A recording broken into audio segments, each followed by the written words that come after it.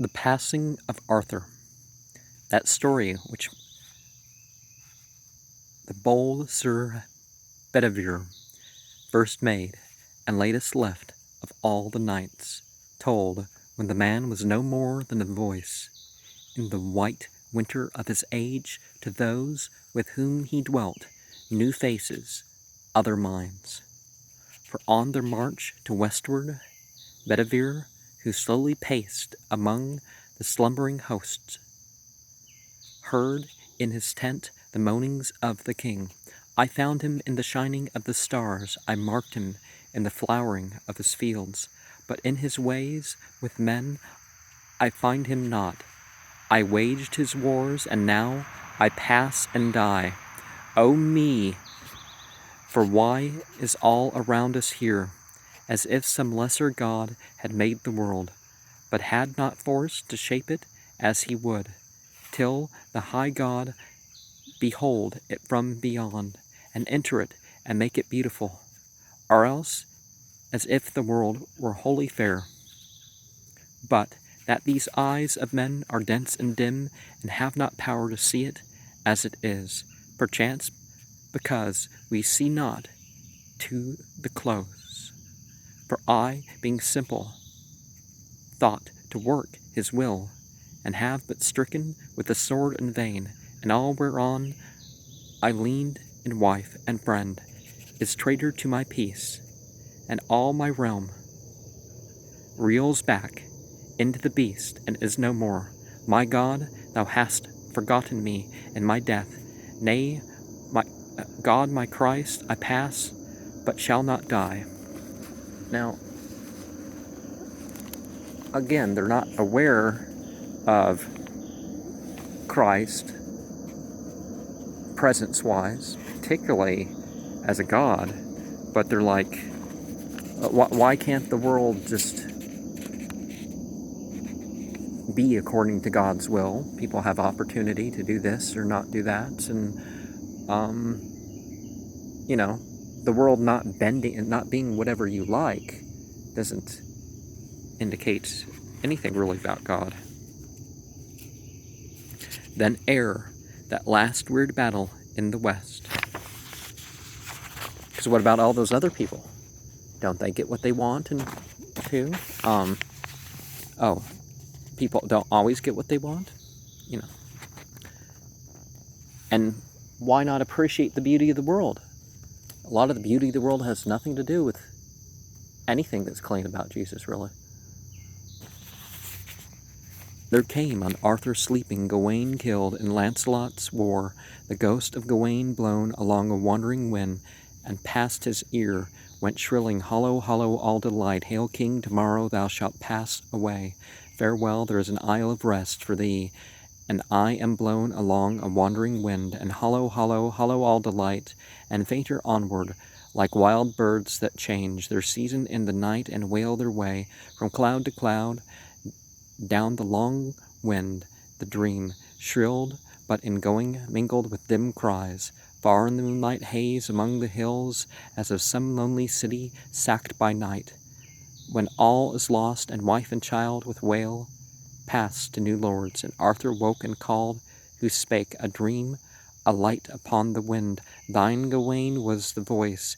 Are these dim cries thine? Or doth all that haunts the waste and wild mourn, knowing it will go along with me?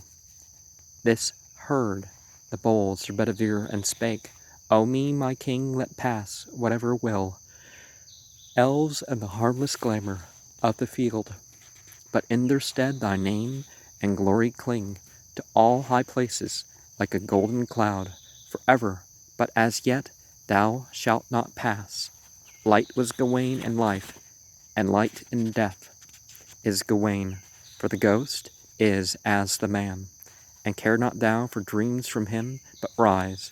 I hear the steps of Modred in the west, and with him many of my people and knights once thine, whom thou hast loved, but grosser grown than heathen, spitting at their vows, and thee. Right well in heart they know of thee, for the king arise, go forth and conquer as of old.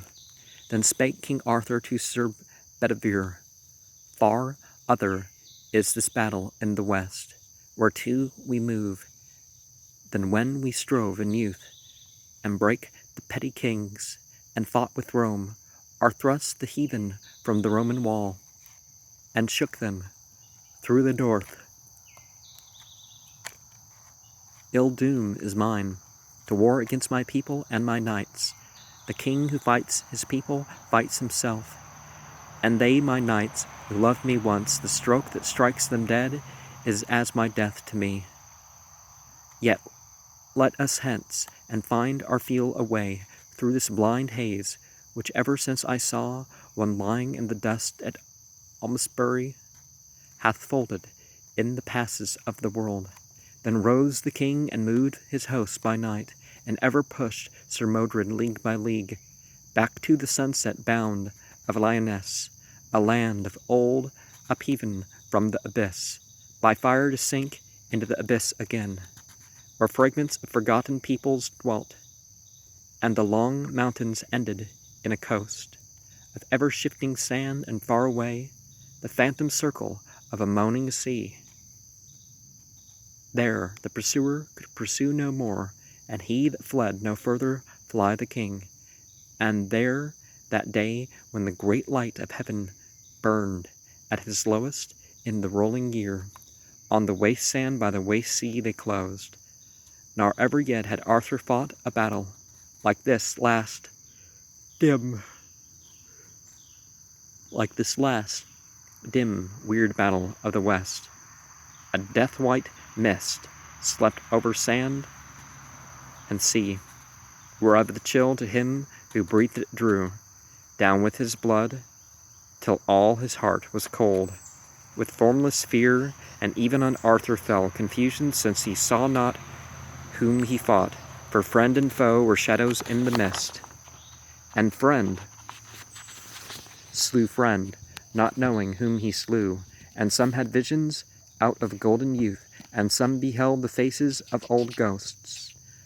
Look in upon the battle, and in the mist was many a noble deed and many a base, and chance and craft and strength in single flights, and ever and anon with host to host, shocks and the splintering spear, the hard mail hewn, shield breakings, and the clash of brands, and the crash of battle axes on shattered helms, and shrieks after the Christ of those falling down, looked up for heaven and only saw the mist, and shouts of heathen and traitor knights, oaths, insults, filth, and monstrous blasphemies, sweat, writhings, anguish, laboring of the lungs, in that close mist, and cryings for the light, moans of the dying, and voices of the dead.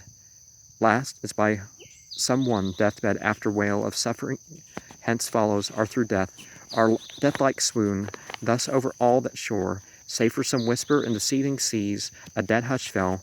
But when the dolorous day grew drearier toward the twilight failing, came a bitter wind, clear from the north, and blew the mist aside, and with that the wind the tide rose, and the pale king glanced across the field of battle, but no man was moving there, nor any cry of Christian heard thereon, nor yet of heathen. Well, you can't tell Christian in other religions just because of material culture.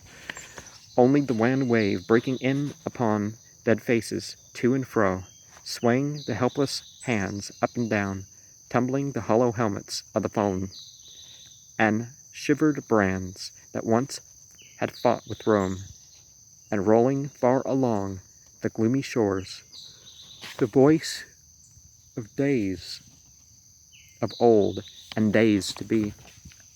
Then spake King Arthur to Sir Bedivere, and whiter than the mist that all day long had held the field of battle was the king. Hearest thou this great voice that shakes the world, and wastes the narrow realm whereon we move, and beats upon the faces of the dead, my dead, as though they had not died for me, O Bedivere, for on my heart hath fallen confusion, till I know not what I am, nor whence I am, nor whether I be king. Behold, I seem but king among the dead. Was that passage in Revelations, firstborn among the dead?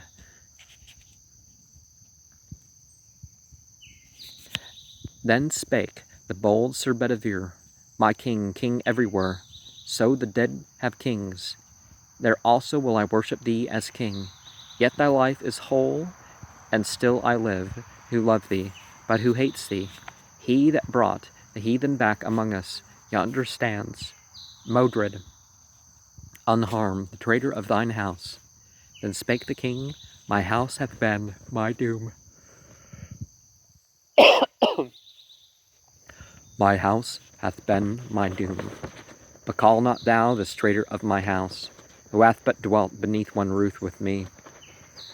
My house are rather they who swear my vows, yea, even while they break them. Owned me king, and well for thee, sang in my dark hour, and all purport of my throne hath failed. That quick or dead thou holdest me for king. King am I, whatsoever be their cry, and one last act of kinghood shalt thou see. Yet ere I pass, and uttering this, the king made at the man. Then Modred smote his liege hard on that helm, which many a heathen sword had beaten thin, while Arthur at one blow, striking the last stroke with Excalibur, slew him, and all but slain himself he fell.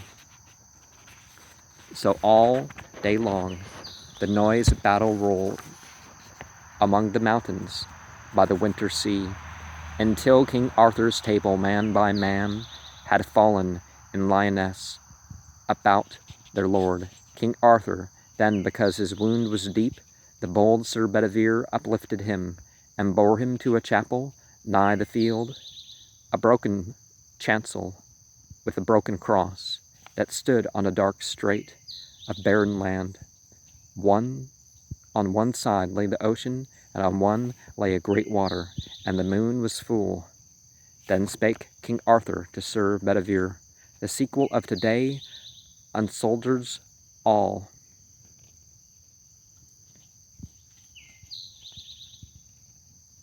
The goodliest fellowship of famous knights, whereof this world holds record. Such a sleep they sleep, the men I loved. I think we shall never more at any future time delight our souls with talk of knightly deeds, walking about the gardens and the halls of Camelot, as in the days that were. I perish by this people which I made, though Merlin swear that I should come again to rule once more. But let what will be, be. I am so deeply smitten through the helm, that without help I cannot last till morn.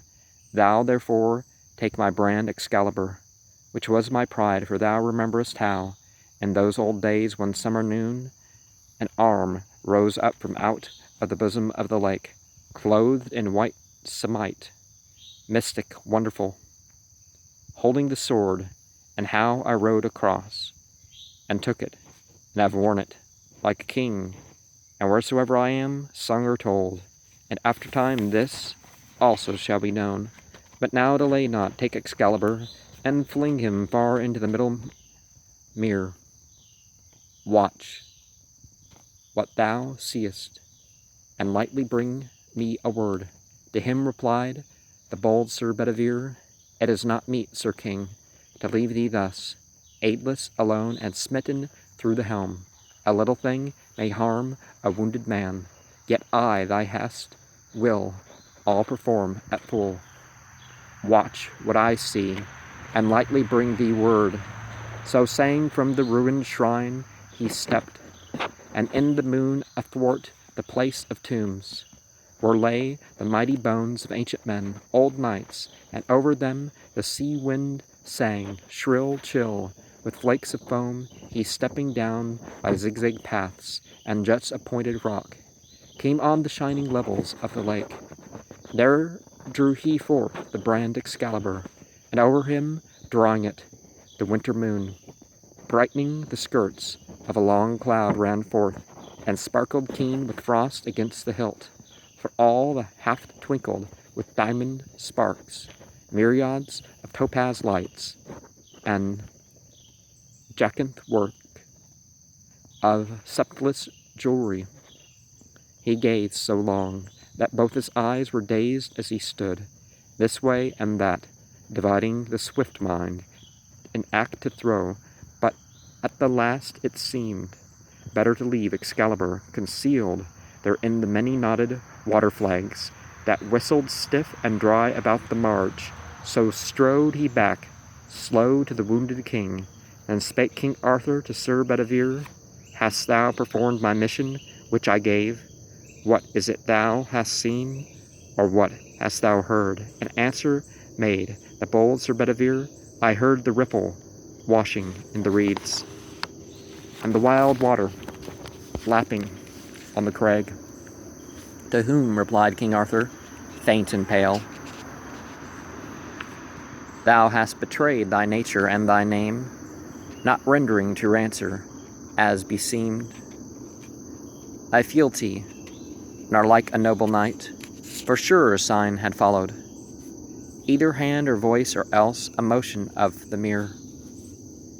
This is a shameful thing for men to lie. Yet now I charge thee, quickly go again, as thou art lief and dear, and do the thing I bade thee watch, and lightly bring me word. Then went Sir Bedivere the second time across the ridge, and placed beside the mirror, counting the dewy pebbles, fixed in thought. But when he saw the wonder of the hilt, how curiously and strangely chased, he smote his palms together, and he cried aloud. No, this isn't the time to go E-O or anything like that, but, and if indeed I cast the brand away, surely a precious thing, one worthy note, should thus be lost forever from the earth, which might have pleased the eyes of many men. What good should follow this, if this were done? What harm undone? Deep harm to disobey, seeing obedience is the bond of rule. Were it well to obey then, if a king demand, an act unprofitable against himself? The king is sick, and knows not what he does. What record or what relic of my lord should be to after time but empty breath, and rumors of a doubt? But were this kept, stored in some treasure house of mighty kings, some one might show it at a joust of arms, saying, King Arthur's sword Excalibur, wrought by the lonely maiden of the lake. 9 years she wrought it, sitting in the deeps, upon the hidden bases of the hills. So might some old man speak in the aftertime to all the people, winning reverence. But now much honor and much fame are lost. So spake he, clouded with his own conceit, and hid Excalibur for the second time, and so strode back slow to the wounded king. Then spoke King Arthur, breathing heavily, What is it thou hast seen, or what hast heard? An answer made the bold Sir Bedivere, I heard the water lapping on the crag, and the long ripple washing in the reeds. To whom replied King Arthur, much in wrath, Ah, miserable and unkind, untrue, unknightly, traitor-hearted, woe is me! Authority forgets a dying king, laid widowed of the power in his eye, that bowed the will. I see thee what thou art, for thou, the latest left of all my knights, in whom should meet the offices of all. Thou wouldst betray me for the precious hilt, either from lust of gold, or like a girl, valuing the giddy pleasure of the eyes. Yet for a man may fail in duty twice, and the third time may prosper. Get thee hence. But if thou spare to fling Excalibur, I will arise and slay thee with my hands. Then quickly rose Sir Bedivere, and ran, and leaping down the ridges lightly, plunged among the bulrush beds, and clutched the sword, and strongly wheeled and threw it. The great brand made lightnings in the splendor of the moon, and flashing round and round, and whirled in an arch, shot like a streamer of the northern morn, seen when the moving isles of winter shock by night with noises of the northern sea. So flashed and fell the brand Excalibur, but ere he dipped the surface rose an arm, clothed in white samite, mystic, wonderful, and caught him by the hilt and brandished him 3 times and drew him under in the mere. And lightly went the other to the king. Then spoke King Arthur, drawing thicker breath. Now see I by thine eyes that this is done. Speak out, what is it thou hast heard or seen? An answer made the bold Sir Bedivere. Sir King, I close my eyelids, lest the gems should blind my purpose. For I never saw, nor shall see here or elsewhere till I die. Not though I live 3 times, not though I live 3 lives of mortal men, so great a miracle as yonder hilt. Then with both hands I flung him, wheeling him. But when I looked again, behold an arm, clothed in white samite, mystic, wonderful, that caught him by the hilt, and brandished him 3 times, and drew him under the mere. An answer made King Arthur, breathing hard. My end draws nigh, 'tis time that I were gone. Make broad thy shoulders to receive my weight, and bear me to the margin.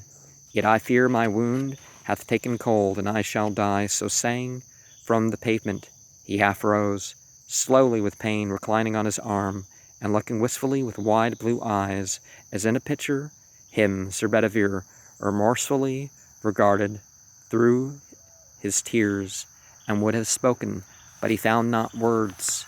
Then took with care, and kneeling on one knee, o'er both his shoulders drew the languid hands, and rising bore him through the place of tombs. But as he walked, King Arthur panted hard, like one that feels a nightmare on his bed, when all the house is mute.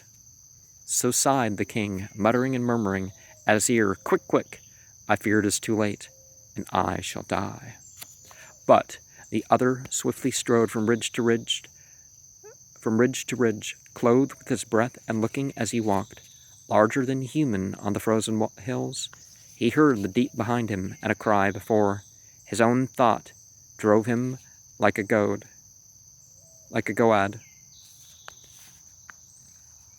Dry clashed his harness in the icy caves and barren chasms, and all to left and right. The bare black cliff changed round him as he based his feet on juts, a slippery crag that ran, sharp smitten with the dint of armed heels, and on a sudden lo, the level lake, and the long glories of the winter moon. Then saw they how there hove a dusky barge, dark as a funeral scarf, from stem to stern. Beneath them, and descending, they were where that all the decks were dense with stately forms, black-stoled, black-hooded, like a dream by these 3 queens with crowns of gold, and from them rose a cry that shivered to the tingling stars, and, as it were one voice, an agony of lamentation, like a wind that shrills all night in a wasteland where no one comes or hath come since the making of the world. Then murmured Arthur, Place me in the barge. So to the barge they came. There those 3 queens put forth their hands, and took the king, and wept. But she that rose, the tallest of them all, and fairest, laid his head upon her lap, and loosed the shattered casque, and chafed his hands, and called him by his name, complaining loud, and dropping bitter tears against a brow, striped with dark blood, for all his face was white and colorless, and like the withered moon, smote by the fresh beam of the springing east, and all his greaves and cuisses dashed with the drops of onset, and the light and lustrous curls that made his forehead like a rising sun, high from the dust throne, were parched with dust, or clotted into points and hanging loose, mixed with the nightly growth that fringed his lips. So like a shattered column lay the king, not like that Arthur who, with lance in rest from spur to plume, a star of tournament, shot through the lists at Camelot, and charged before the eyes of ladies and of kings. Then loudly cried the bold Sir Bedivere, "Ah, my lord Arthur, whither shall I go? Where shall I hide my forehead and my eyes? For now I see the true old times are dead, when every morning brought a noble chance, and every chance brought out a noble knight. Such times have been not since the light that led the holy elders with the gift of myrrh.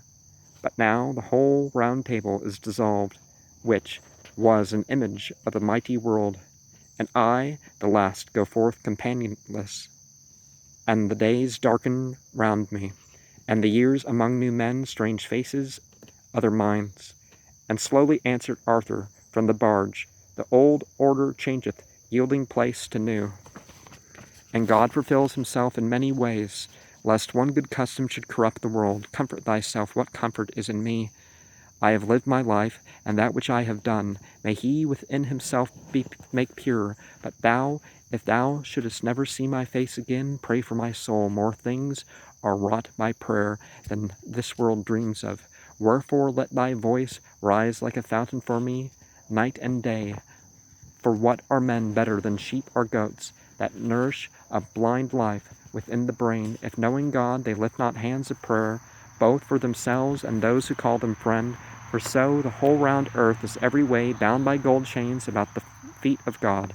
But now farewell, I am going a long way. With these thou seest, if I indeed go, for all my mind is clouded with the doubt, to the island valley of Avalon, where falls not hail nor rain, or any snow, nor ever wind blows loudly, but it lies, deep-meadowed, happy, fair with orchard lawns, and bowery hollows crowned with summer sea, where I will heal me of my grievous wounds." So said he, and the barge with oar and sail moved from the brink, like some full-breasted swan, that, flutting a wild carol ere her death, ruffles her pure cold plume, and takes the flood with swarthy webs. Long stood Sir Bedivere, revolving many memories, till the whole looked one black dot against the verge of dawn, and on the mere the wailing died away.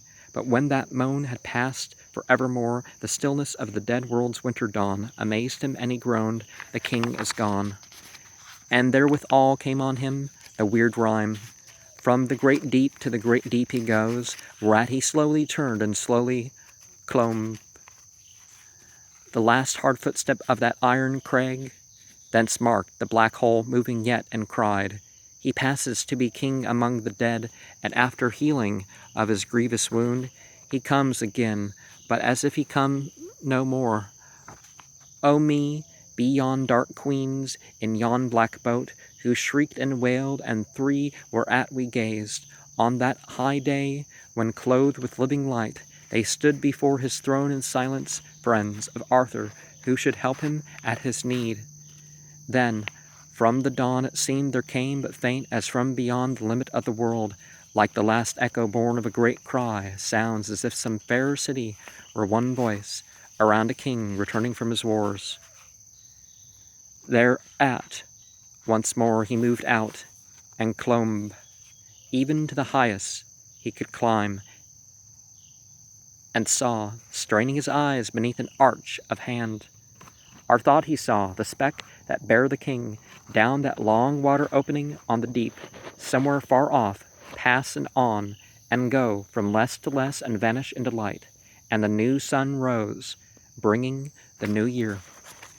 And sometimes there's a response in nature, or people read into nature, or there's some spiritual connection that we might confuse as nature in regards to events like births and deaths. But, eclipses and stuff like this aren't about people being born or dying or anything like that.